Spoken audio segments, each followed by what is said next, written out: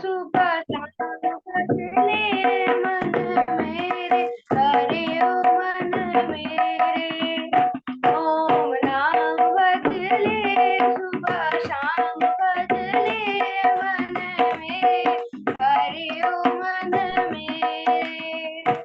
नित्य ओम नाम ईश्वर का, वो दाता जगती भर का।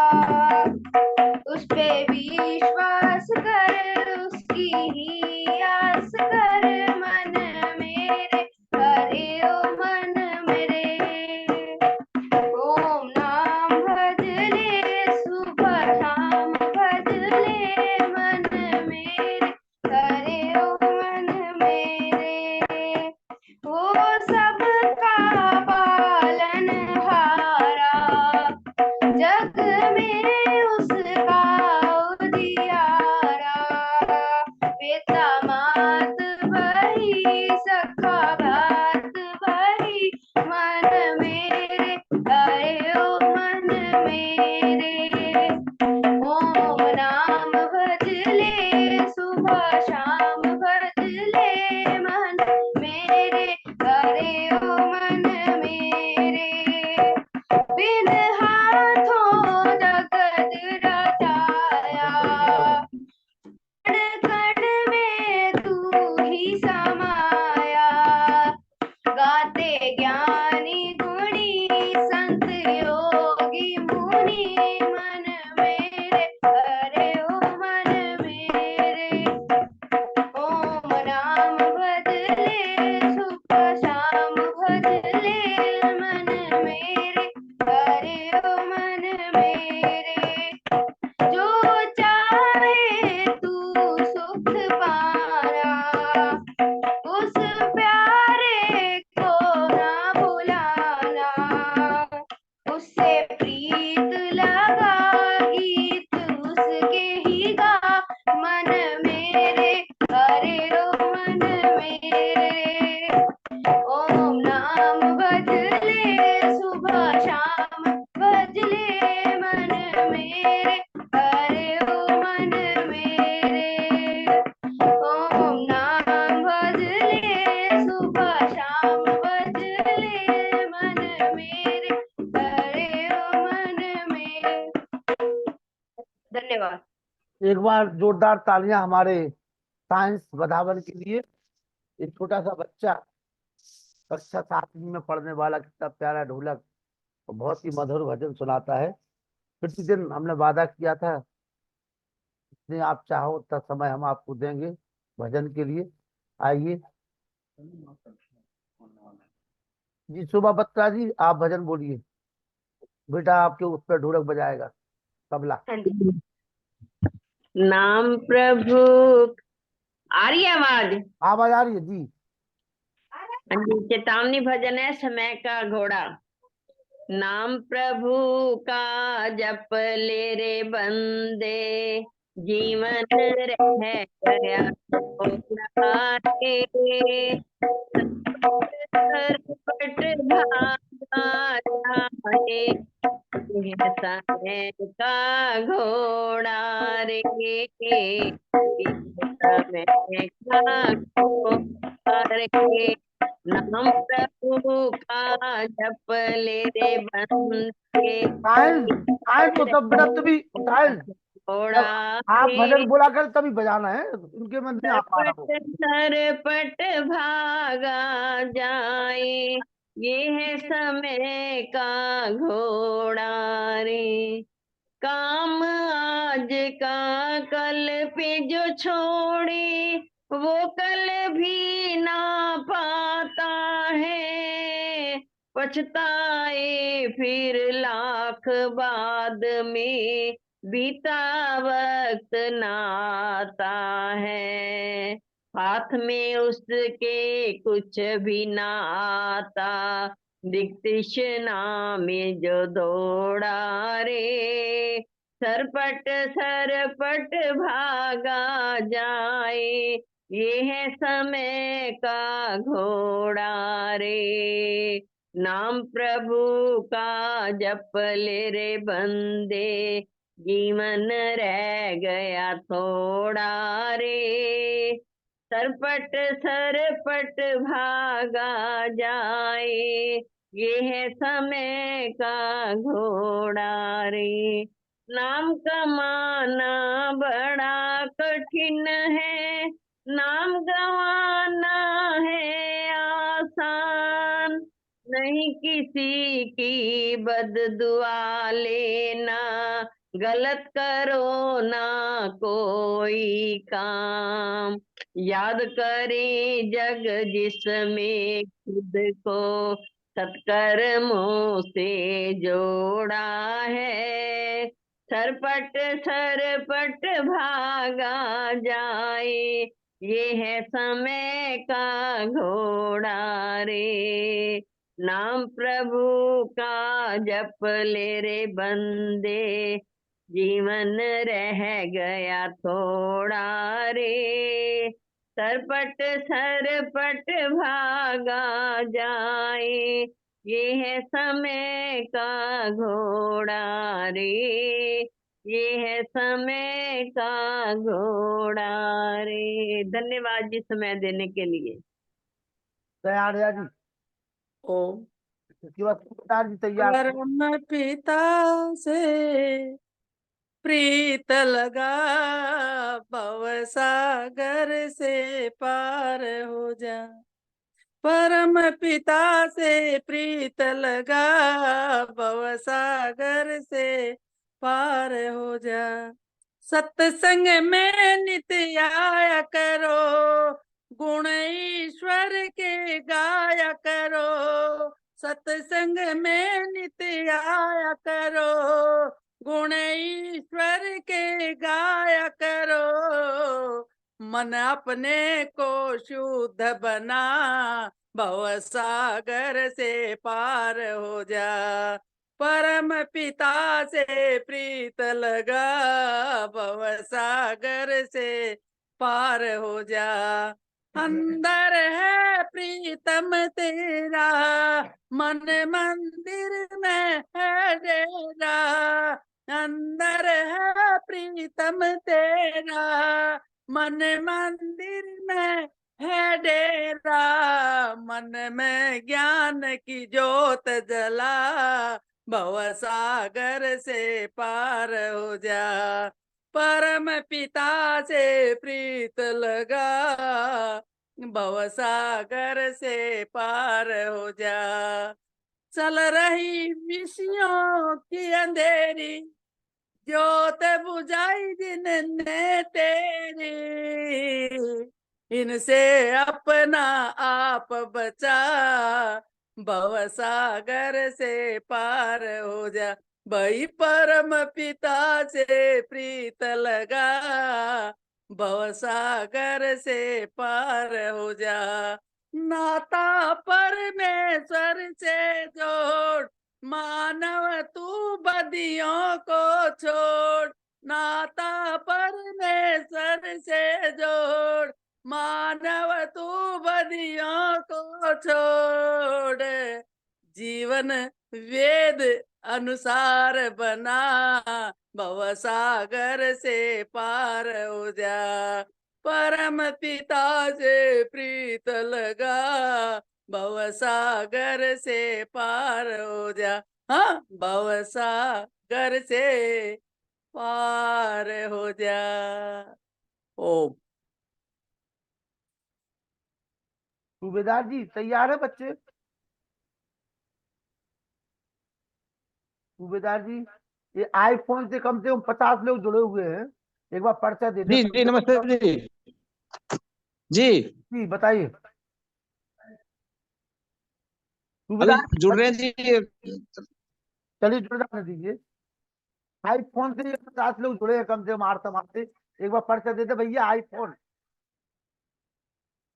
मैं आपका माइक खोल रहा हूँ। आईफोन, ये आईफोन से जुड़े हैं ना जो 8 समाज से कम 50 लोग जुड़े हुए हैं जी, अपना पर्चा दे दें। जी हाँ, आप जो यहाँ वहाँ देख रहे हैं, आप ही से बात कर रहा हूँ मैं। खोलिए माइक खोलिए। जी माइक खोल लीजिए। जी जी माइक खोलिए भैया। हाँ बोल। हाँ अरे आवाज आ रही, बोलिए। बढ़िया। बोलिए कहाँ से हैं हाँ आप लोग? बोलिए। परिचय दे दीजिए, कहाँ से हैं आप? ये हाँ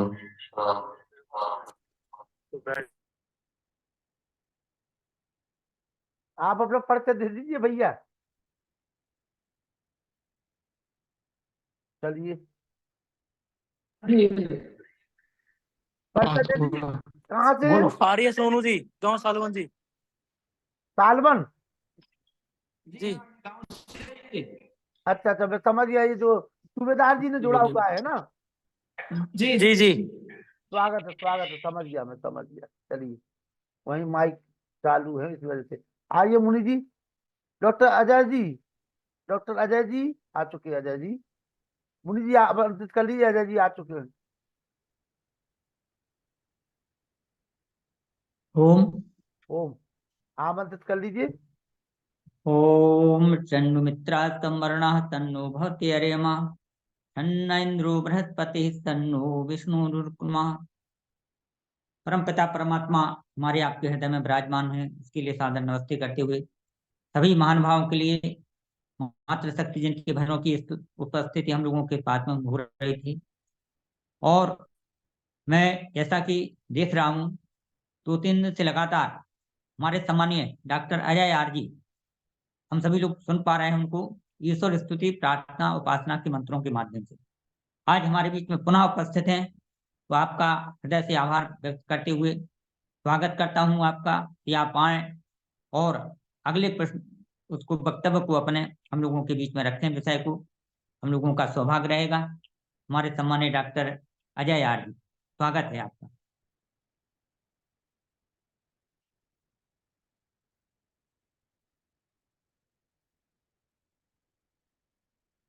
नो अभयं कुरु शन्नः कुरु प्रजाभ्यो अभयं नः पशुभ्यः।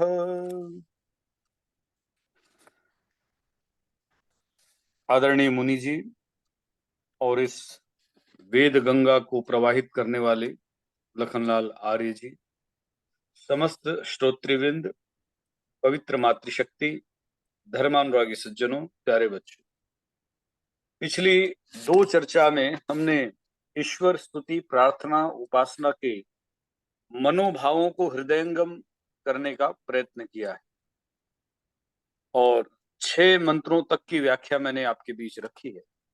और ऋषि दयानंद सरस्वती ने ईश्वर की स्तुति प्रार्थना और उपासना इसके लिए 8 मंत्रों का निर्धारण किया है।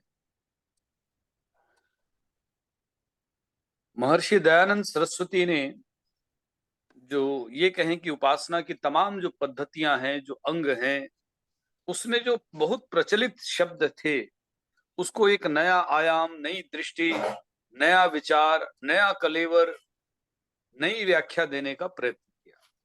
इसमें मैंने स्पष्ट किया था स्तुति क्या है, प्रार्थना क्या है। आज तीसरे चरण में हम ये जानने का प्रयत्न करें कि उपासना क्या है।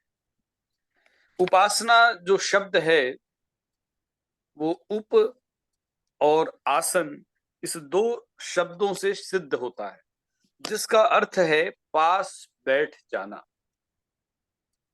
जब भी हम किसी को साक्षात स्वरूप में देखते हैं, अपना समझते हैं, तो उसके साथ जो हमारे संबंध होते हैं वो तिरोहित संबंध नहीं होते। वो संबंध ऐसे है जैसे दादा और पोते का है, पिता और पुत्र का है, भाई का है, बंधु का है, सखा का है, भ्राता का है। और इसीलिए ऋषि दयानंद सरस्वती ने भी जो 7वां मंत्र उपस्थापित किया उसमें उन्होंने इस मंत्र का चयन किया कि सनो बंधुर जनिता। वह जो परमात्मा है वो क्या है? बंधु है। अब बंधु शब्द का हम सामान्य रूप से अर्थ दोस्त समझ लेते हैं, है ना। और दोस्त उसका अर्थ है, सखा अर्थ है उसका बंधु, है ना। बंधु भाई को भी कहा जाता है, लेकिन इसका एक और शास्त्रीय अर्थ है बधनातीति बंधु। जो हमें बंधन में डाले। अब ये बंधन कैसा है? महर्षि दयानंद और उनका जो ईश्वर है वो तो बंधन से छुड़ाने वाला है, लेकिन इसे एक वैसे भावनात्मक रूप से इस शब्द को समझा जाए कि हम जिससे प्रेम से बंधे हों, कर्तव्य से बने हों, निष्ठा से बंधे हों, है ना। सूत्र जो है, जैसे हमारे यहाँ यज्ञोपवीत की भी जब संकल्पना की जाती है तो उसमें 3 सूत्र, 3 ऋण, है ना, 3 तरह के हमारी प्रतिज्ञाओं की याद दिलाया जाता है ना। उसमें मातृ ऋण की बात है, देव ऋण की बात है, आचार्य ऋण की बात है, पितृ ऋण की चर्चा है।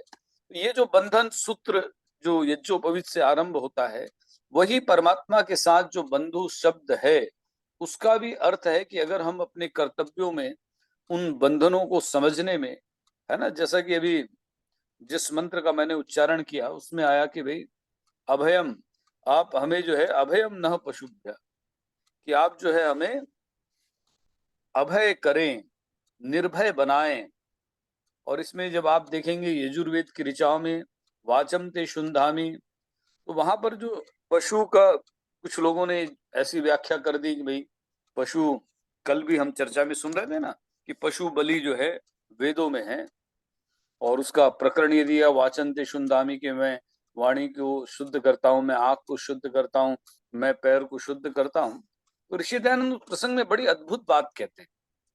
वो कहते हैं कि पशु और मनुष्य में अर्थ क्या है ना, जो उन्होंने लिखा भी है सत्यार्थ प्रकाश के पीछे मंतव्य प्रकाश में, तो उसमें मनुष्य का जो सबसे प्रबल, महान और प्रभावी जो गुण लिखा है, अंतर लिखा है कि भाई कौन सी का ऐसा तत्व है जो मनुष्य को और पशु को पृथक करता है। तो वो परिभाषा लिखते हुए कहते हैं कि मनुष्य उसी को समझना जो मननशील हो, है ना। उसकी बड़े बहुत से प्रसंग है कि जो धर्मात्मा निर्बल से डरे किंतु जो है बलवान अधर्मात्मा से भी न डरे।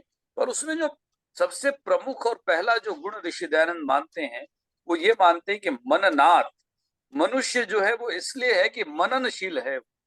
अगर आप मनन करना छोड़ देते हैं, चिंतन करना छोड़ देते हैं, अपनी विचारशीलता को कुंठित कर देते हैं, तो आपकी मनुष्यता पर प्रश्न चिन्ह लगता है ना। जैसे आदरणीय मुनि जी जिसे कहते हैं ना कि भेड़ चाल के कारण अंधविश्वास हो रहा है, तो इसने ऐसे कहा तो मैंने वैसा मान लिया, ये ऐसा कर रहा है तो मैं भी वहां चला गया, वो नदी में स्नान कर रहा है मैं भी करने लग गया। तो ये जो चिंतन ऐसा है कि मैं किसी के का पिछलग्गू बन जाऊं, तो वेद की चिंतन धारा जो है, ईश्वर स्तुति प्रार्थना उपासना के जो मंत्र है, जो भाव है, वो ये कहते हैं कि मनुष्य को मनुष्य बने रहना है। और वो मनुष्यता कब आपकी बनी रहेगी? जब आप मनन करते रहेंगे, चिंतन करते रहेंगे, विचार करते रहेंगे। आपकी जो विचारशीलता है ना, ध्यान के माध्यम से, धारणा के माध्यम से, योग के माध्यम से आप ईश्वर से जुड़े रहें। तो ये, और ईश्वर को ही सबसे पहला गुरु कहा गया है। योग दर्शन भी यही बात कहता है कि सह पूर्वेशां अपि गुरु काले नान्वच्छेदा। भाई गुरु बनाने की जरूरत क्यों होती है? लोग कहते हैं भाई गुरु इसलिए जरूरत है कि गुरु के बिना ज्ञान नहीं मिलता। पर जो पतंजलि आदि जो ऋषि हैं उन्होंने कहा कि भाई दुनिया का सबसे पहला, पुराना, प्रभावी, हर जगह उपस्थित होने वाला जो गुरु है, वो गुरु कौन है? सह पूर्वेशां अपि गुरु काले नान्वच्छेदात्, जिसको काल की सीमाओं से आप बांध नहीं सकते, स्थान की सीमाओं से उसको दूर नहीं कर सकते। ऐसा जो पर ब्रह्म परमात्मा है हमारे अंतस में जो बैठा हुआ है, वह क्या है? वही हमारा गुरु है। और ऋषि शब्द को ऋषि दयानंद कहते हैं ना कि वही परमात्मा हमारा गुरु आचार्य बंधु है ना। ये शब्द उन्होंने जो लिखे हैं, तो ये ऐसा प्रतीत होता है कि ऋषि दयानंद, जैसे वो कई बार वो प्रसंग जो विवेकानंद जी महाराज, स्वामी विवेकानंद के प्रसंग में अक्सर सुनाया जाता है, बताया जाता है कि भाई विवेकानंद ने जो है बहुत से अपने आचार्यों से, गुरुओं से, है ना, प्रोफेसरों से पूछा भाई कि क्या तुमने ईश्वर को देखा है? तो उस समय रामकृष्ण उत्तर देते हैं कि हाँ, मैंने उसे वैसा देखा जैसे मैं तुम्हें देख रहा हूं, है ना। ये प्रसंग उनके लिए बड़ा प्रसिद्ध है। लेकिन अगर आप ऋषि दयानंद के जीवन के को देखोगे तो उनके कण कण में, विचार विचार में, क्षण क्षण में जो है यह बात प्रभावी ढंग से उपस्थित होती हुई दिखती है। वही कारण है कि उन्होंने इस मंत्र का चयन जो है ईश्वर स्तुति, प्रार्थना और उपासना के लिए रखा, जिसमें यह कहा जाता है कि सनो बंधु, वह परमात्मा मेरा बंधु है, जनिता, वह मुझे उत्पन्न करने वाला है ना। तो दूसरे जो सिद्धांत है वो तो कहते हैं कि बंदर से मनुष्य पैदा हुआ, लेकिन ऋषि दयानंद डिंडिम घोष के साथ, गर्व के साथ कहते हैं कि शृण्वंत विश्वे अमृतस्य पुत्राः, ऋग्वेद की ऋचाओं के माध्यम से स्थापित करते हैं, यह बताने का प्रयत्न करते हैं कि हम और आप बंदर की संतान नहीं। भारत की संस्कृति, भारत की परंपरा, भारत का विज्ञान, भारत का वैदिक ज्ञान विज्ञान जो है वो मनुष्य को बंदर की संतान नहीं मानता, वो पशुता का विकास नहीं मानता। वो क्या मानता है कि शृण्वन्तु विश्व अमृतस्य पुत्राः, हम उस अमृत स्वरूप परमात्मा की संतानें हैं, हम अमृत के संतान हैं, हम ईश्वर के संतान हैं, है ना। अभी तो क्रिसमस गया, बड़ा माहौल बनाया लोगों ने जो है, और यह प्रचारित प्रसारित करने का कि एकमात्र संतान जो है वो है जिसकी उपासना वो लोग कर रहे हैं।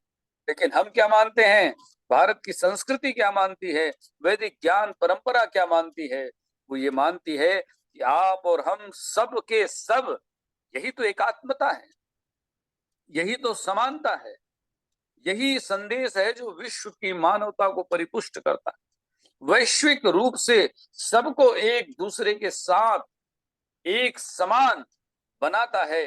वो वेद की संस्कृति है, जहां पर आकर के हम कहते हैं यत्र विश्वम भवत्येक नीडम, वो एक ऐसा दर्शन है जहां संपूर्ण विश्व एक घोंसले की तरह दिखाई देता है। वसुधैव कुटुंबकम, हम उस संस्कृति को मानने वाले हैं जहां पर हम किसी को अपना शत्रु नहीं मानते, है ना। अभी कल के दिन में मुझे गुरुद्वारे जाने का अवसर मिला, जो है मैं देख करके बड़ा भाव विभोर रहा।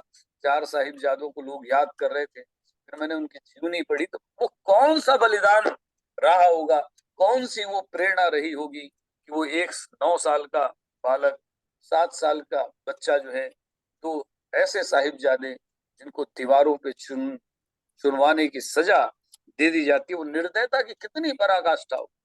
उसके बाद दीवार को गिरा करके चेक किया जाता है वो बच्चे मरे कि नहीं मरे, और जब नहीं मरे तब जाकर के उनका गला रेत दिया। तो धर्म की रक्षा के लिए ऐसे बलिदानियों का आपका हमारा कर्तव्य बनता है ना। कल जो चर्चा चल रही थी ना कि भाई बच्चों को आगे लेकर के आओ, है ना। मुनि जी जैसे जिनके दादा हैं वो बड़े सौभाग्यशाली हैं कि वेद मंत्र सुन रहे हैं, सुना रहे हैं, बच्चों से उच्चारण कर रहे हैं, करा रहे हैं। तो ये जो इनकी जो वीर गाथा है ना, फतेह सिंह की, जोरावर सिंह की, ये कथाएं बच्चों तक पहुंचती ही नहीं। बच्चे जान नहीं पाते, समझ नहीं पाते, सुन नहीं पाते, उनके मुख में वही शाहरुख खान, सलमान खान, वही फिल्म, है ना, तमाम चीजें फिल्मी संगीत के माध्यम से। तो हमें वैदिक संस्कृति का प्रचार प्रसार करते हुए इन बातों को भी ध्यान में रखना है कि इतिहास जो बना है, इतिहास के जो असली किरदार हैं जिससे बच्चे प्रेरित हो सकते हैं, उन कथाओं को बच्चों को अवश्य सुनाना चाहिए। उस बलिदान को अवश्य वो याद करें, है ना। वही तो एक प्रसंग है कि जो ईसा ईसा बोल तेरा क्या लगेगा मोल, वो गीत जब श्रद्धानंद ने सुना कि मेरे बच्चे ऐसा सुना रहे हैं, मेरे बच्चे ये गीत गा रहे हैं, तब उन्होंने कहा कि नहीं, गुरुकुलों की स्थापना होनी चाहिए। ऋषि दयानंद का ऋण तभी ऋण हो सकता है जब गुरुकुलीय संस्कृति की स्थापना मैं कर लूंगा। और ऐसा जान करके, ऐसा समझ करके, ऐसा सुन करके उन्होंने जो है गुरुकुल कांगड़ी की स्थापना की। तो 23 तारीख को, जैसा कि हमने स्वामी श्रद्धानंद को याद किया, 26 तारीख वीर साहिबजादों को जो कहा जाता है, साहबजादे कहकर के उनको जो है याद किया जाता है सिख इतिहास में, तो उनको नमन करना भी जरूरी है, इसलिए कि हमारी पीढ़ी जो है उससे प्रेरणा ले सके, क्योंकि आने वाला जो समय है वो बड़ा विकट है। और यही बात ये जो वेद का मंत्र जो कहता है कि यत्र देवा अमृतम आनशान तृतीये धामन्नध्यैरयन्त, है ना। ऋषि दयानंद कहते हैं कि हम स्वेच्छा पूर्वक विचरते हैं, वह परमात्मा हमारा गुरु, आचार्य, राजा और न्यायाधीश है। हम किसके शासन में हैं? हम ईश्वर को अपना शासक मानते हैं, राजा मानते हैं, बंधु मानते हैं, विधाता मानते हैं, और अपने लोग मिलकर सदा उसकी भक्ति किया करें। अपने लोग मिलकर के भक्ति किया करें, इसका अर्थ है कि कभी आर्य समाज के माध्यम से कभी ऐसा अवसर हो कि आप मिलकर के संध्या का आयोजन करें, मिलकर के यज्ञ करने का आयोजन करें, ना 10-5 मिलकर के जो है अक्सर आर्य समाज में वो आयोजन हो जाता है। लेकिन ऐसा प्रयत्न करें कि साल में एक आध बार भी जितने याजक होंगे, है ना, जितने श्रोता हैं, सब मिलकर के 100-200 लोग मिलकर के एक जगह यज्ञ कर रहे हैं, एक जगह, ये जो मिलकर के रहने की जो भावना है वो इस मंत्र में है। तो मैं आपको स्पष्ट कर रहा था कि उपासना शब्द का अर्थ क्या है ना। जैसे किसी और से पूछो तो उपासना का अर्थ वो समझते हैं कि आंख बंद करके भजन कर लेना। उपासना का अर्थ ये समझा जाता है कि कहीं नदी का जल चढ़ा देना, कोई ये समझता है कि धूप अगरबत्ती जला देना, कोई ये समझता है ईश्वर को याद करना। लेकिन उपासना का जो शाब्दिक अर्थ है वो अर्थ यह है कि उप समीपे योवास आत्म परमात्मा। जब आप अध्यात्म के विचारों से आप्लावित होकर के, प्रभावित होकर के आध्यात्मिक विचारों को आत्मसात करते हुए जब ऐसा महसूस करते हैं कि ईश्वर मेरे समक्ष बैठा, ईश्वर मेरे सामने बैठा है, जब आप ऐसा मान करके अपनी आत्मा को परमात्मा के निकट ले जाते हैं और ऐसे परमात्मा के पास बैठने का अभ्यास कर लेते हैं, अनुभव कर लेते हैं, तब जाकर के उपासना, है ना। इसलिए परमात्मा को जो है वरेण्य कहा गया। वरेण्य का अर्थ क्या है?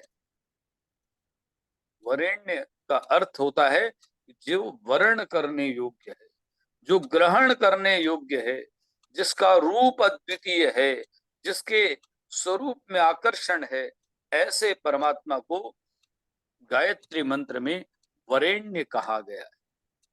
इसलिए इन छोटी छोटी बातों का हम ध्यान रखें। तो उपासना जो शब्द है ना, ये जो बहुत से शब्द मिलते हुए हैं, उपनिषद, उपनिषद भी में भी उप है जिसका अर्थ है पास, सद का अर्थ होता है कि बैठना। जो ज्ञान गुरु के पास बैठ करके आध्यात्मिक ऋषियों के विचारों को उनके पास बैठ करके जी करके, है ना, अपनी शंकाओं का समाधान करते हुए जो ज्ञान अर्जित किया गया, जो ज्ञान एकत्रित किया गया, उस समस्त ज्ञान राशि का नाम उपनिषद पड़ा।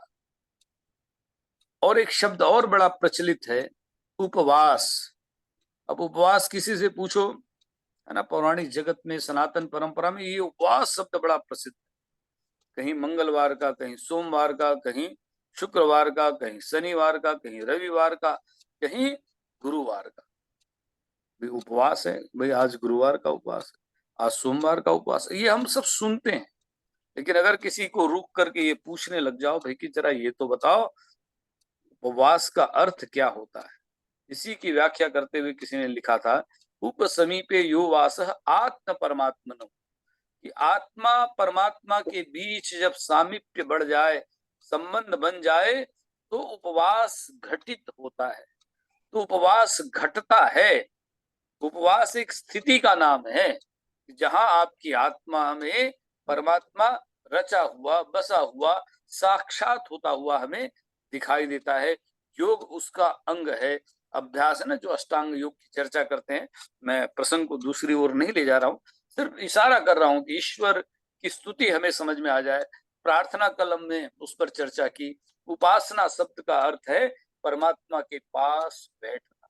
तो परमात्मा के पास कैसे बैठेंगे आप? जैसे ऋषि दयानंद ने 8वें समुल्लास में उदाहरण दिया है ना, वो जैसे अग्नि के पास बैठने से, ऐसे ही जब आप अपनी इंद्रियों को निग्रह करके, इंद्रियों को संयम करके जब ईश्वर का नाम, ईश्वर की उपासना, ईश्वर का चिंतन करते हैं, तब क्या होता है?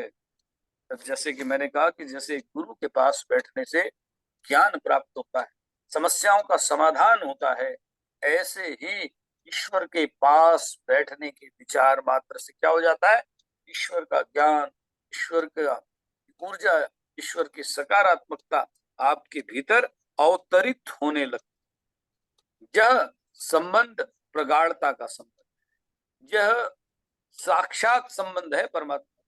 किसी बिचौलिए की जरूरत नहीं है कि एकमात्र जो संतान थी वो आपको किसी दृष्टि से जो है उपकृत करेगी, ऐसा भारतीय संस्कृति नहीं मानती, ऐसा वैदिक संस्कृति नहीं मानती। हमारी संस्कृति कहती है कि हम सब समान हैं, हम सब ईश्वर की संतान हैं और ईश्वर को अपना पिता मानते रहें। त्वम हिनः पिता वसो त्वम माता शतक्रतु बहुविध अधाते सुम्नमी महे। हे परमात्मा, हम तेरी स्तुति करते हैं, तेरी प्रार्थना करते हैं, तेरी उपासना करते हैं, तुझे सुनते हैं, तेरा वरण करते हैं। क्यों? क्योंकि तुम हिनः पिता वसु, तुम मुझे पिता की तरह दिखाई दे रहे हो, तुम मुझे माता की तरह लालन करने वाले, लाड़ करने वाले, प्रेम करने वाले, है ना, चाहने वाले दिखाई दे रहे हो। पिता की तरह तुम मुझे रक्षक दिखाई दे रहे हो, इसलिए मैं तेरे पास बैठना चाहता हूँ। इसलिए आप देखेंगे जब ऋषि दयानंद ने अन्यत्र लिखा कि तेरी गोद में बैठने के अधिकारी बने।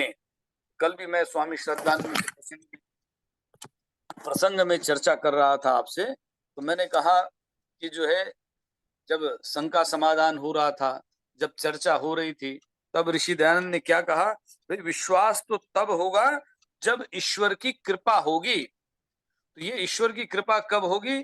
जब हम अपने जीवन को पवित्र बना लेंगे, तपस्या करने लगेंगे, साधना करने लगेंगे, दान करने लगेंगे, यज्ञ करने लगेंगे, तप करने लगेंगे, क्षमा कर, ये तमाम जो धर्म के 10 साधन कहे गए हैं, उन साधनों को अपना करके जब हम अपने जीवन को धर्ममय बना लेंगे, तब हमें यह प्राप्त होने लगेगा कि हमने ईश्वर की गोद में बैठने का अधिकार प्राप्त कर लिया है। तो ये उपासना जो शब्द है वो इसका अर्थ यही है। उपवास का अर्थ क्या है कि भाई अभी मैं ध्यान लगाता हूँ, क्षण भर में, 2 क्षण में, थोड़ा समय ऐसा लगता है कि मैंने ईश्वर के साथ बिताया है। फिर है ना, वो कबीर का भी एक आपने वो दोहा सुना होगा, पाछे पाछे हरि फिरे। जब भक्त का संबंध बहुत प्रगाढ़ बन जाता है, तब कोई भी समय, कोई भी क्षण ऐसा नहीं होता, ऐसा नहीं लगता। अभी तो आपको क्या प्रयत्न करना पड़ता है। जब वो आप पढ़ेंगे योग दर्शन वगैरह, तो उसमें स्थित प्रज्ञ समाधि, असंप्रज्ञात समाधि का जो प्रसंग है, उसमें जब समाधि की स्थिति घटने लगती है, तब एक स्थिति ऐसी आ जाती कि व्यक्ति का पूरा जीवन ही समाधिमय या ईश्वरमय हो जाता है। हर क्षण, हर समय जो है ईश्वर की अनुभूति होने लगती है। ऐसे लोगों को ब्रह्मनिष्ठ कहा जाता है, जिनकी निष्ठा हमेशा हर क्षण अविचल होकर के जो है ब्रह्म में, परमात्मा में लगी रहती है।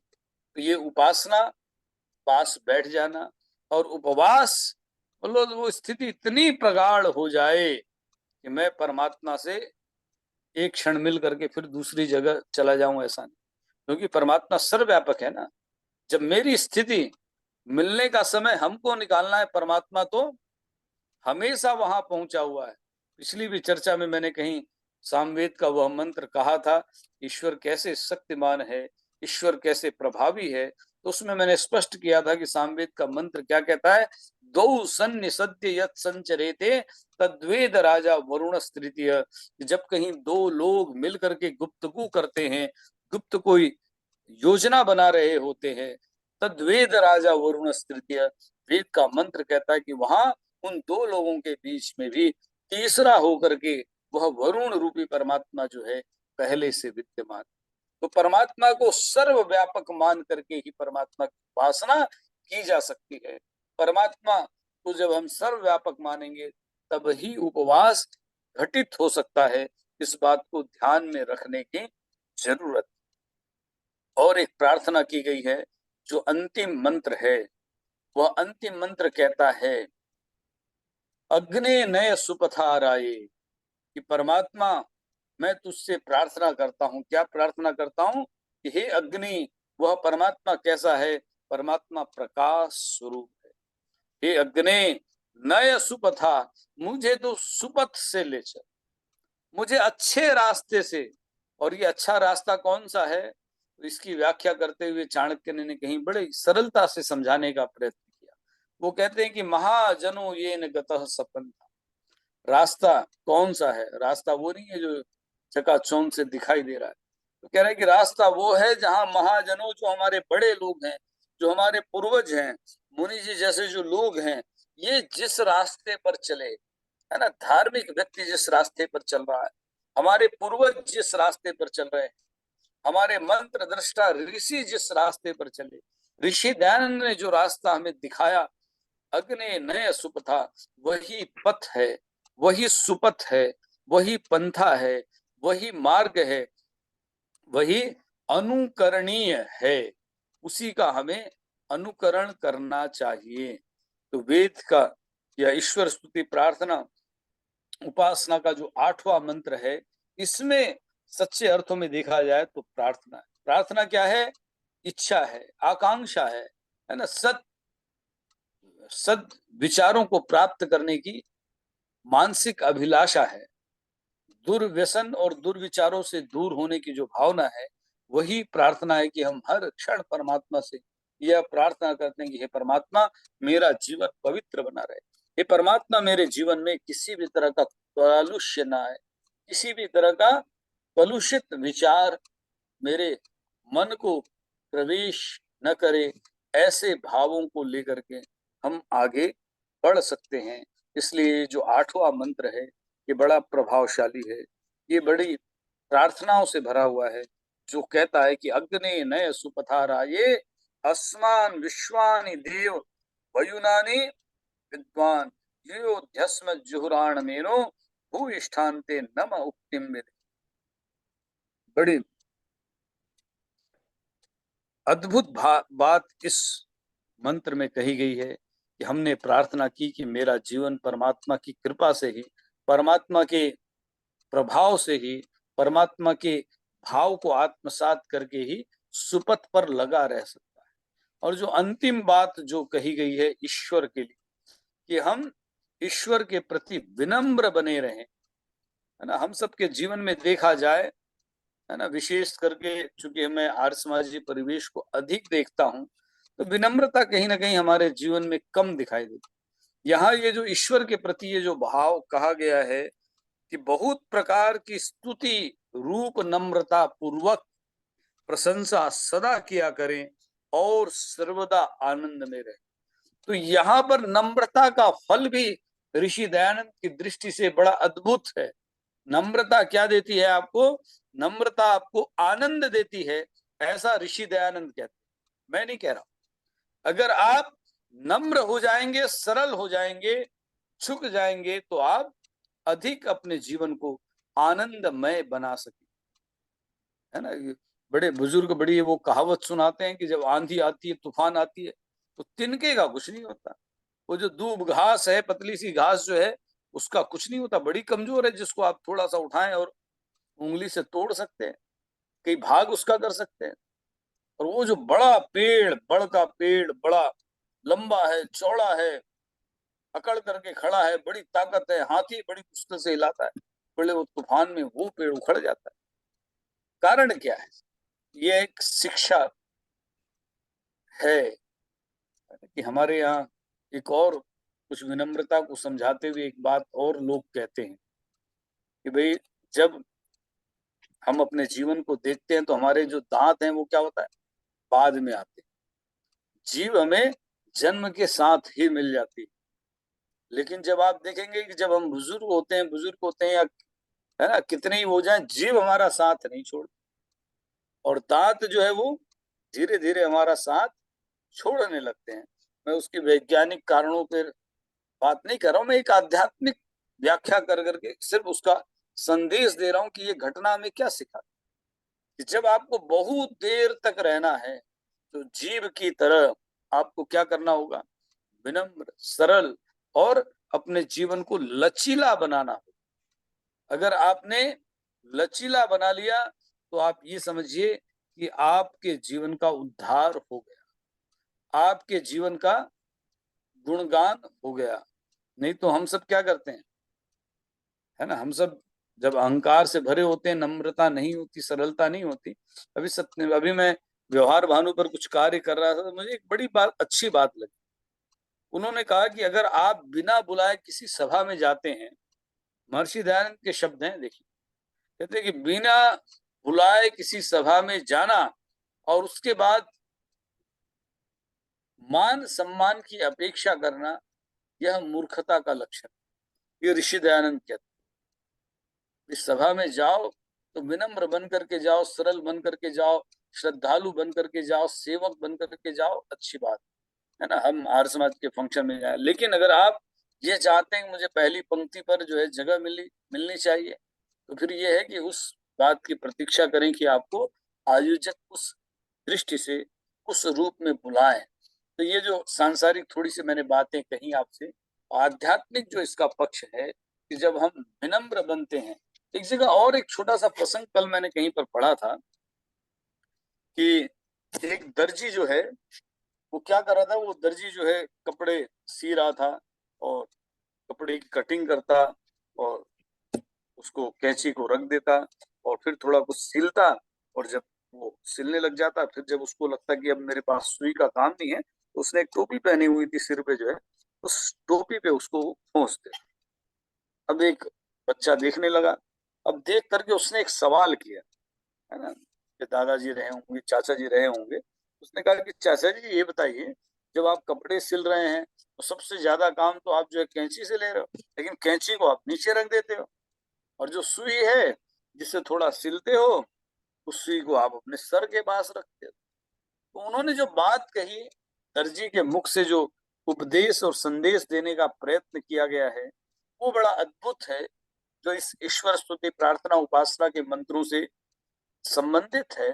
वह दर्जी जो है, वो चाचा जी जो हैं, वो उस बच्चे को समझाते हुए कहते हैं कि बेटा बात सही, कि ज्यादा कीमत कैंची की, कीमती ज्यादा है, भारी ज्यादा है, मजबूत ज्यादा है, ये सारी बात आपकी सही है, लेकिन कैंची क्या करती है?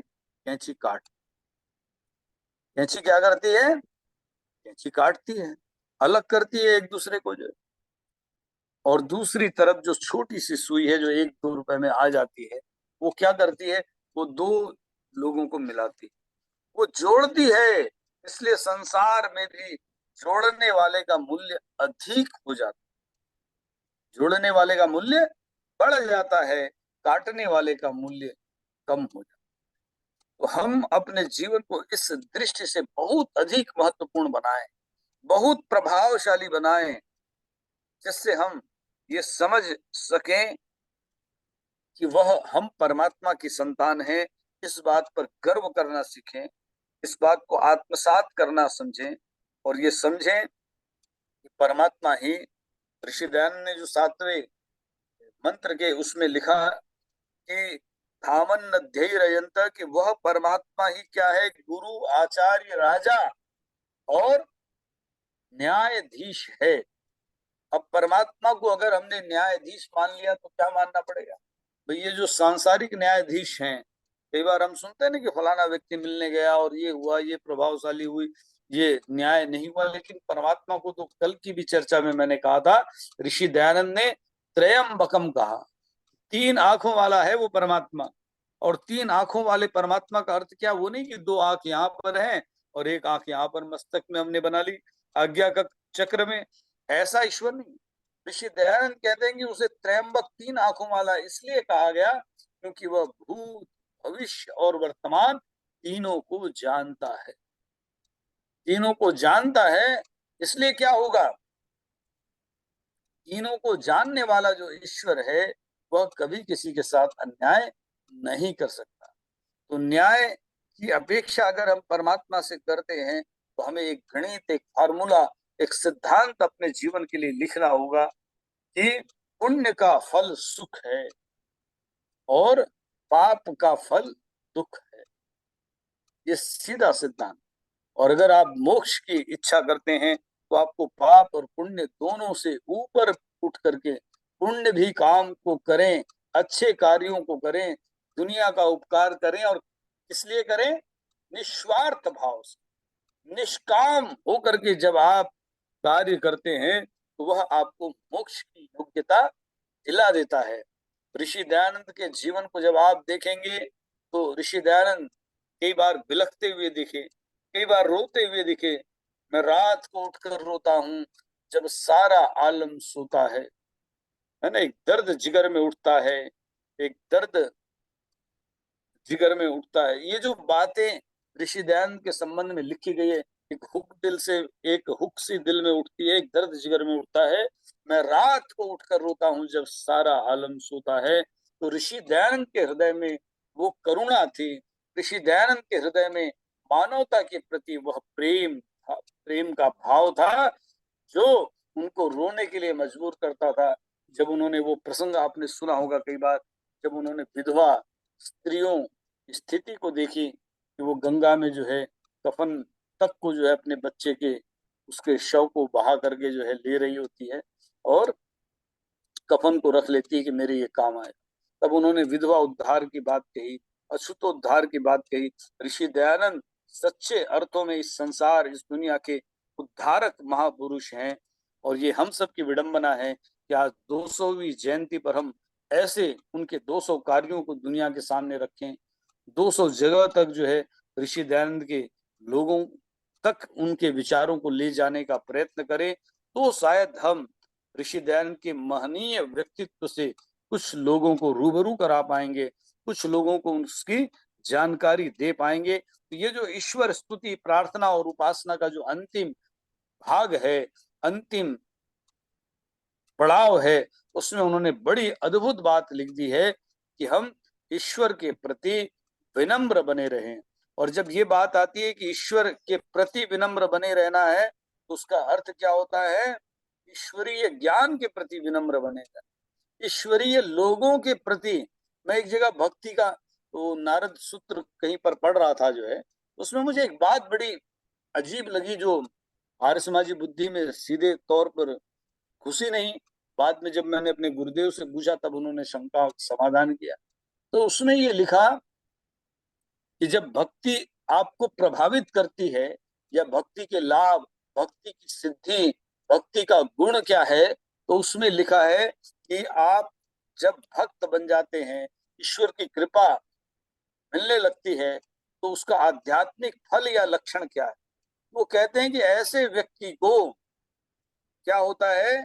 ईश्वरीय लोगों से प्रेम हो जाता है। ईश्वर के भक्तों के प्रति जो है उनका प्रेम, अनुराग उमड़ने लगता है। तो आप देखिए कि अगर आपको साधु संत, महात्मा, तपस्वी लोग किसी भी धर्म संप्रदाय विचार के हों, अगर वो आपको अच्छे लगने लगे, तो ये मानिए कि अध्यात्म का प्रसाद आपको प्राप्त होता है, ईश्वर की कृपा आपको मिल रही है। यही बात जो है ऋषि दयानंद कहते हैं कि नम्रता पूर्वक प्रशंसा सदा किया करें और सर्वदा आनंद में रहें। कि आनंद में रहने का लाभ, फल यही है कि हम ईश्वर निष्ठ बन करके अपने जीवन को अपनाएं और ईश्वर के जो बंदे हैं, ईश्वर के जो लोग हैं, उनको याद करते हुए अपना जीवन आगे बढ़ाते चले। तो शायद ईश्वर की कृपा, ईश्वर का प्रभाव, ईश्वर का की आस्था का जो सच्चा लाभ है वो हमें मिल सकता है। तो ईश्वर की स्तुति हमने की, प्रार्थना को हमने समझने का प्रयत्न किया, उपासना पे हमने अपने ब्रह्म भाव को, ब्रह्म निष्ठा को, एक निष्ठ बने रहने का प्रयत्न करते हुए ईश्वर के समीप बसने का प्रयत्न किया। ये उपवास है। ईश्वर के सामने हमने आसन लगाया, ईश्वर के पास हम बैठे, ये हमारी उपासना है। तो ईश्वर स्तुति, प्रार्थना, उपासना के ये जो मंत्र हैं, ये हमें ईश्वर से जोड़ते हैं और जोड़ने वाला हमेशा जो है ऊंचा उठता है, उसका उत्थान होता है, उसका उद्धार होता है। ऋषि दयानंद सरस्वती को आज उनकी 200वीं जयंती को स्मरण करते हुए जो पूरा देश बड़े बड़े आयोजन, बड़ा बड़ा प्रभावशाली जो कार्यक्रम बना रहा है, उसमें लखन जी, मुनि जी और तमाम आप लोग जुड़ करके जो है ऋषि दयानंद को याद कर रहे हैं। यह एक बहुत प्रभावशाली और प्रभावी कार्यक्रम है और जिसमें हम ऋषि दयानंद के सिद्धांतों को, है ना, जान सकते हैं, समझ सकते हैं और उसका लाभ ले सकते हैं। मेरे ख्याल से मेरा समय हो गया क्या मुनि जी?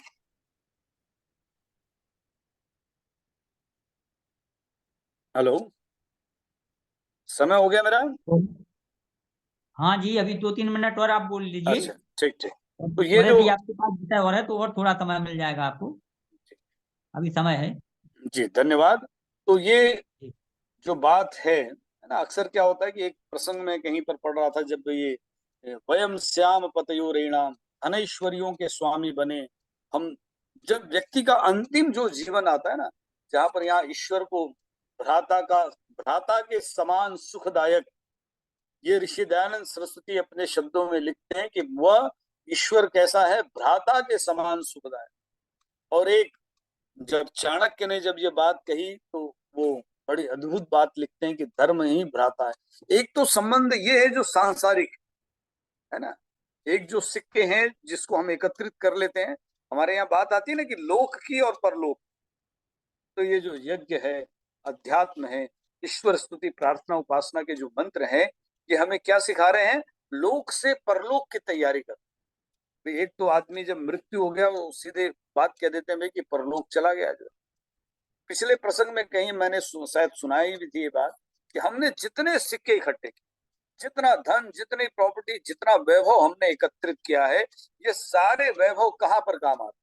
जब तक हमारा जीवन है इस संसार में, हमने अच्छे कपड़े खरीद लिए, हमने घी सामग्री खरीद ली, हमने अच्छा भोग्य पदार्थ हमने एकत्रित कर लिया, ये इस काम आ रहे हैं। लेकिन एक उस, जैसे कहते हैं ना, दीवार के इस पार की बात करूं और उस पार की बात करूं, है ना, सिक्के के दो पहलू होते हैं, उसकी बात करूं, एक तरफ चित्त है, दूसरी तरफ पट है, और दोनों के आकार में अंतर है। तो ऐसे ही वह व्यक्ति जो है, जब हम अपने जीवन में संतुलन नहीं बना पाते, ऋषि दयानंद ने जब धर्म की बात कही, कर्म की बात की, कर्म के प्रभावों की बात कही, तो वो कहते हैं कि भाग्य का जनक कर्म है। अगर हम भाग्यवादी भी हैं, भाग्य को मानते भी हैं, तो ऋषि दयानंद कहते हैं कि भाई आप भाग्य कहोगे तो भाग्य है क्या, उसकी व्याख्या करो भाई जरा। तो कहते हैं भाई कि भाग्य कैसे बनता है किसी आदमी का सौभाग्य? कहते हैं इसके पिछले जन्म का किया हुआ है। मतलब पिछले जन्म में जो आपने कर्म किया वही आपको भाग्य बन करके मिला। तो अंततः आप जब समझेंगे तो गीता का यही जो वाक्य है, वही ऋषि दयानंद का कर्मवाद है कि अवश्यमेव भोक्तव्यम कृतम कर्म शुभाशुभम, शुभ अशुभ, अच्छा बुरा सही गलत, पाप पुण्य धर्म अधर्म, जो कुछ भी आपने किया है वह आपको भोगना ही पड़ेगा। यही ईश्वर स्तुति प्रार्थना उपासना के मंत्रों का संदेश है, जिसमें ये प्रार्थना की गई कि हम धनैश्वर्यों के स्वामी बने। हे परमात्मा, हम तेरे साथ संबंध बनाने की योग्यता को प्राप्त कर लें, हम तुझे भ्राता समझें। तो मैं जो बात कह रहा था, एक तो सिक्का वो है जो इस संसार में चलता है, इस लोक में चलता है, पर कुछ सिक्के ऐसे हैं जो धर्म के हैं, सत्य के हैं, पुण्य के हैं, दान के हैं, यज्ञ के हैं, है ना, ईश्वर की आस्था के हैं, परोपकार के हैं। ये जो सिक्के हैं, ये कब चलते हैं? जब आपकी मृत्यु हो जाए, जब आपको परलोक गमन हो जाए, जब आपकी आत्मा जो है अपने भोगों का हिसाब किताब करने के लिए जाती है, तब कुछ सिक्के ऐसे हैं जिन सिक्कों की जानकारी आजकल लोगों को दी नहीं जाती।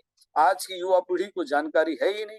तो ये ईश्वर स्तुति प्रार्थना उपासना के मंत्रों का चिंतन करें, मनन करें, विचार करें, और लोक के साथ साथ अपने परलोक को भी संवारने का प्रयत्न करें। मैं आदरणीय मुनि जी को बहुत बहुत धन्यवाद देता हूं कि उन्होंने मुझे समय दिया। मैं आदरणीय लखन जी के प्रति भी कृतज्ञता व्यक्त करता हूं कि उन्होंने मुझे 3 दिन का समय दिया, और इन 3 दिनों में मैंने जो है आपके समक्ष ईश्वर की स्तुति प्रार्थना और उपासना के जो 8 मंत्र हैं उसकी व्याख्या को प्रस्तुत करने का मैंने प्रयत्न किया। अंत में पूज्य गुरुदेव स्वामी विवेकानंद जी महाराज के चरणों में नमन करता हूँ।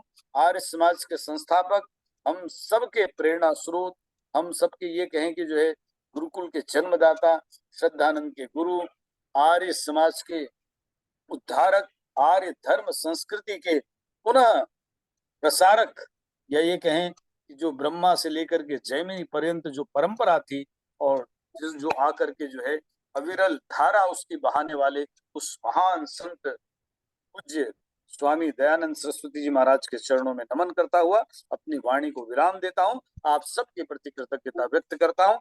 ओम शांति। बहुत बहुत आभार सम्मानित Shri doctor Ajay R G.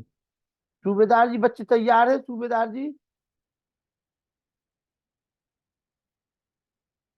Major साहब, सूबेदार जी।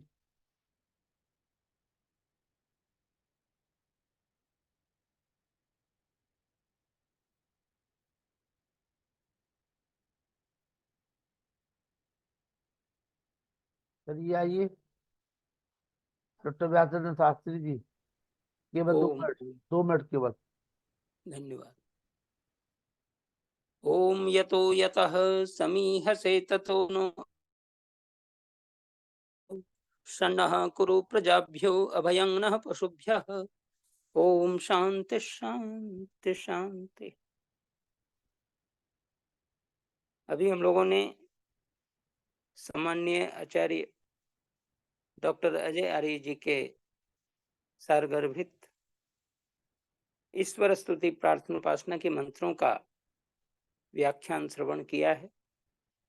निसंदेह ईश्वर स्तुति प्रार्थना उपासना ही जीवन का ऐसा अंग है जिसके द्वारा हमारा जीवन मुख्य रूप से देव कर्म की ओर प्रवृत्त होता है।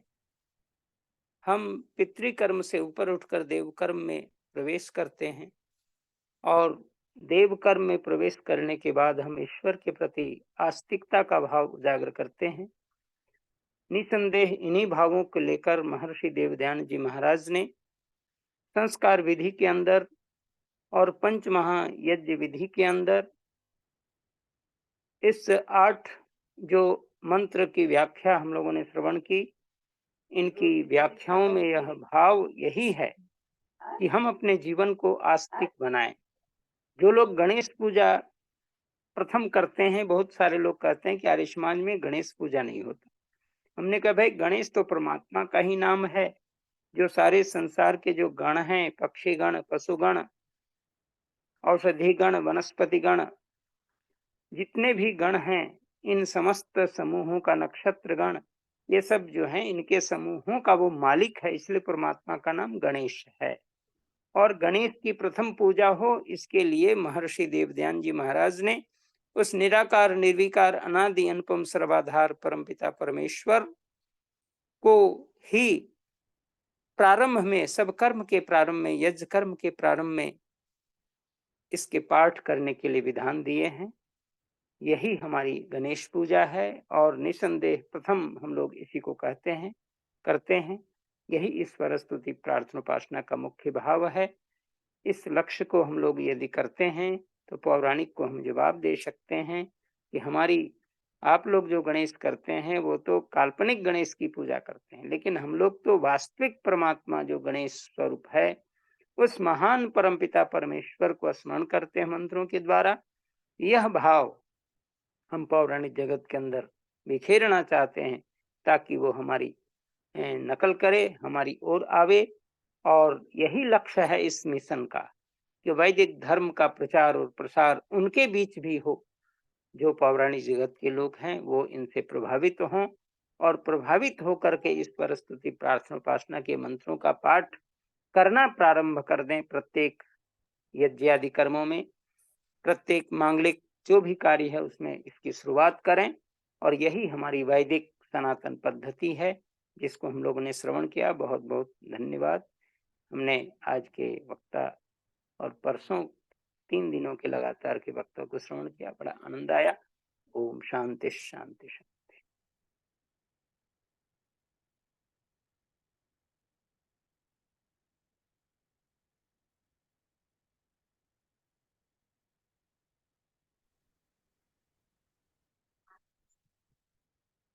ये लखनलाल जी, नमस्ते। श्रद्धे डॉक्टर व्यासानंद शास्त्री जी,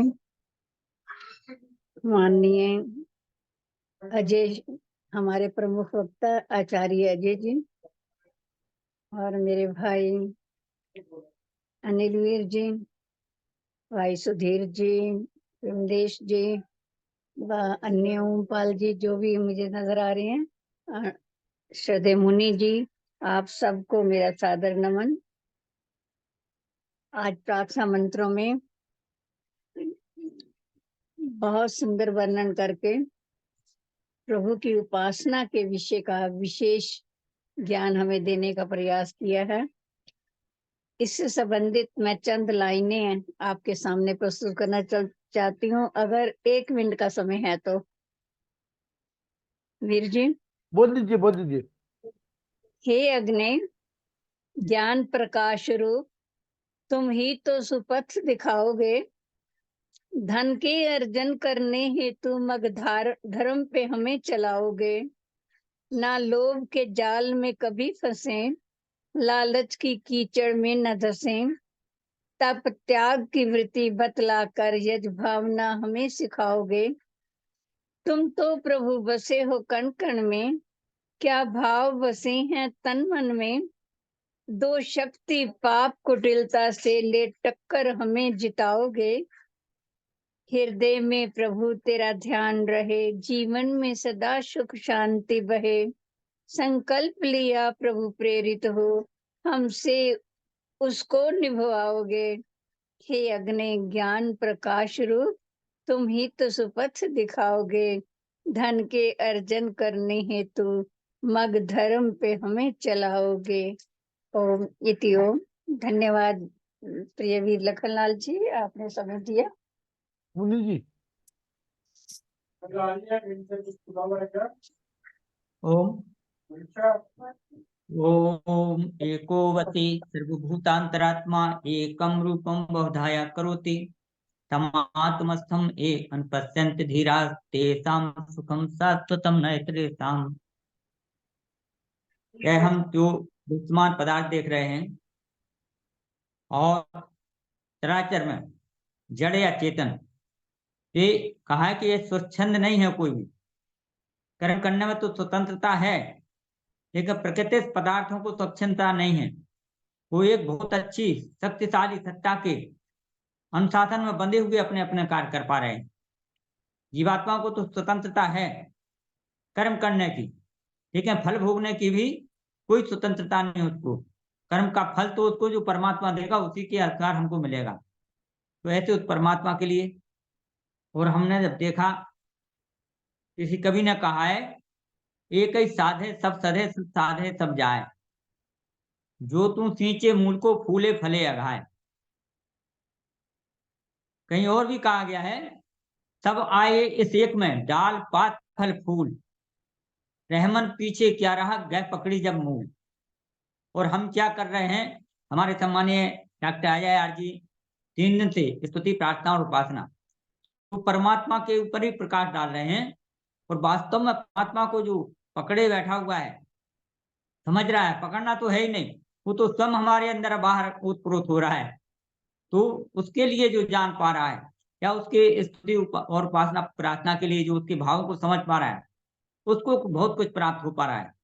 वरना हम डालों को, जैसे उसने कहा, कभी ने रहीम ने कहा है कि अगर हमने डाल पात फल फूलों को पानी देना शुरू कर दिया और तने को भूल गए, तो फिर हम कुछ भी करते रहे, पानी भी बर्बाद, हमारा जीवन भी बर्बाद।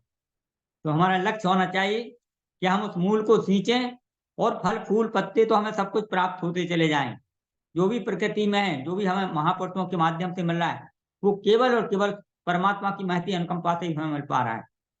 तो इसको हम जीवन सफल बना सकते हैं उस परमात्मा को जानते हुए, सम्मानीय डॉक्टर साहब ने बताया है।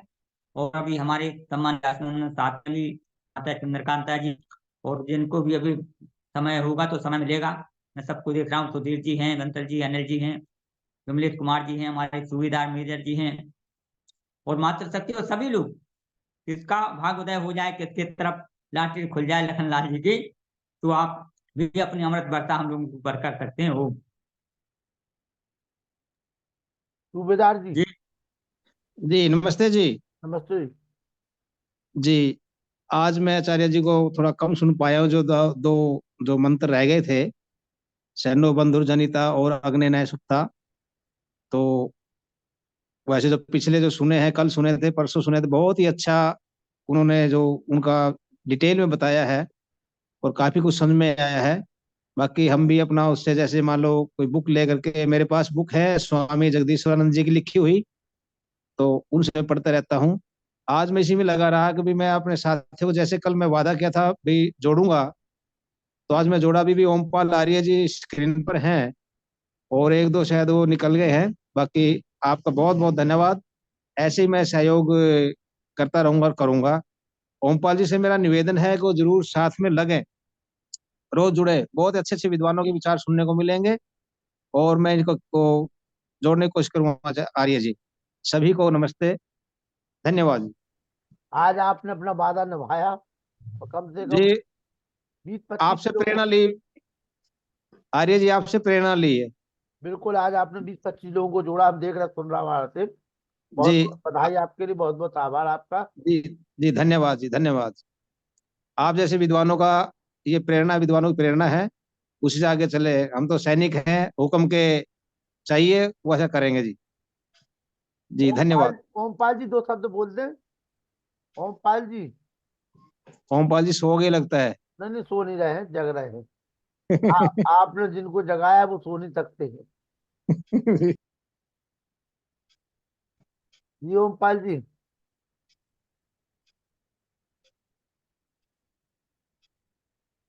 आइए अनिल अरोड़ा जी। धन्यवाद लखन जी, बहुत बहुत धन्यवाद। आदरणीय आचार्य अजय आर्य जी, लखन जी, डॉक्टर व्यास चंद्र शास्त्री जी, मुनि पुरुषोत्तम जी, बहन चंद्रकांता जी, सबको और सभी आर्यों को सादर नमस्ते। एक हमारे यहाँ परंपरा होती है कि जो भी विद्वान हमारे यहाँ प्रवचन देने आते हैं, व्याख्यान देते हैं, तो हम उनकी प्रशंसा तो करते ही हैं, इसमें कोई शक नहीं। और सभी विद्वान बड़ा अच्छा व्याख्यान देते हैं और हम सभी उसका लाभ भी उठाते हैं। लेकिन ये मैं कोई फॉर्मेलिटी के लिए, शिष्टाचार के लिए नहीं कह रहा हूँ। वास्तव में डॉक्टर आचार्य अजय आर्य जी ने जिस प्रकार से उपासना मंत्रों की व्याख्या और प्रवचन दिया, और जिस तन्मयता और जिस सरल शब्दों में और जिस, वास्तव बहुत प्रशंसनीय है। और मेरे विचार में सभी जो है अपने सदस्य सभी इससे लाभान्वित हुए होंगे। उन्होंने जो भी विचार व्यक्त किए, आज जैसे सनो बंधुजन सदो बंधुजनिता सा विधाता, ये हम मंत्र रोज उपासना मंत्रों में पढ़ते ही हैं। शायद एक सरलीकरण रूप भी है कि तुम्हें माता च पिता, तुम्हें बंधु च सखा, तुम्हें विद्या द्रविणम, तुम्हें सर्वम मम देव देव।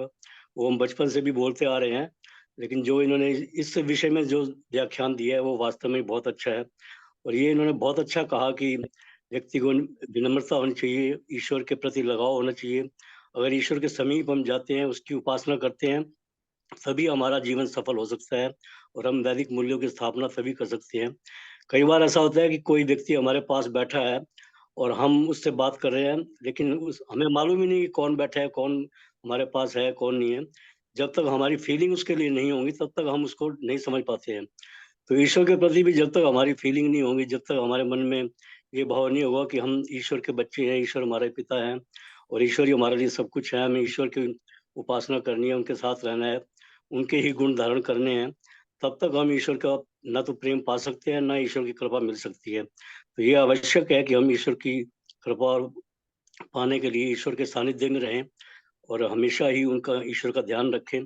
इस विषय में जैसे डॉक्टर अजय आर्य जी ने बड़े अच्छे अच्छे उदाहरण दिए। और एक जैसे कहते हैं कि बड़े तूफान आते हैं तो तिनका जो होता है वो समुद्र में तैरता रहता है और पत्थर जो है वो नीचे डूब जाता है। तो इससे भी सिद्ध होता है कि विनम्रता जो है बहुत बड़ा गुण है।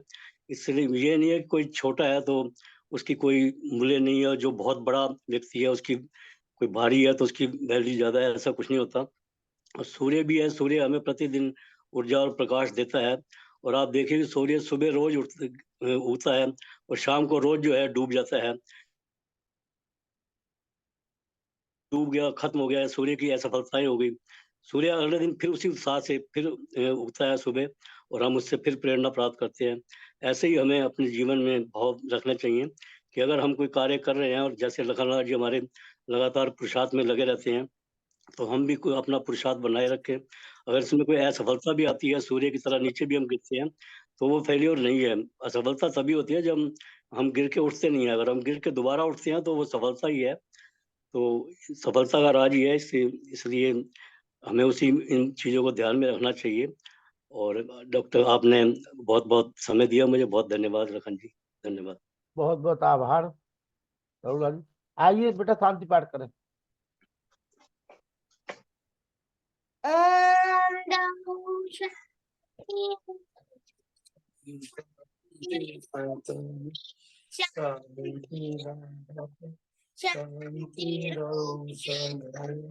शांति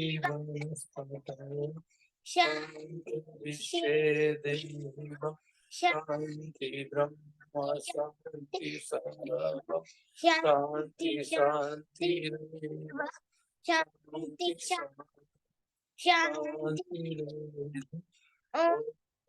शांति शांति शांति जो बोले सो सत्य सनातन धर्म की जय, गुरु आनंद की जय, योगी दयानंद की जय, श्री रामचंद्र की जय, श्री कृष्णचंद्र की जय, राम की जय, आनंद की जय, आनंद की जय, राज की जय, माता की जय, ताकि रक्षा हो, पालन हो, समाज अमर रहे, की ज्योति जलती रहे, नीचे रहे, जय विश्वमंगलम। वैदिक अभिवादन सबको नमस्ते जी, सर्वेभ्यो नमः।